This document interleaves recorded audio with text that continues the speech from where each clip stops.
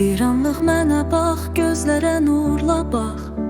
Düşlərdə gəzən ulduz kimi parlaq. Sən mənə gülə-gülə sonu olmayan yoldaş. Baxışların dua kimi səmaya dəyər.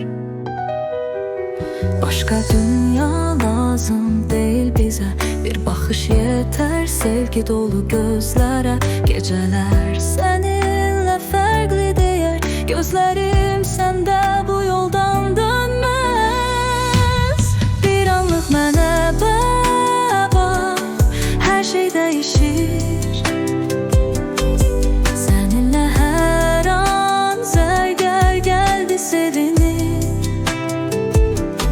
Baxışlarınla qaranlıq ulduza çevrilir.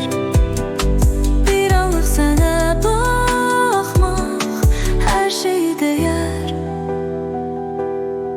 Səmada var bir ulduz, o sənə bənzər. Hər an parlayan öz rəngi ilə gözlər. Sən mənə baxanda həyatı sevər. Gözlərinlə dünyamı yenidən çəkər.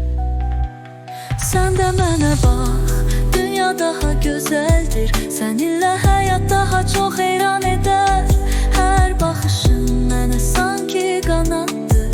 Bir anlıq mənim ol, dünya bəlkə dəyişər. Bir anlıq mənə bax, hər şey dəyişir.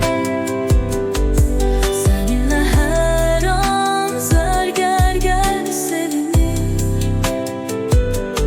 Baxışlarınla qaranlıq ulduza çevrilir.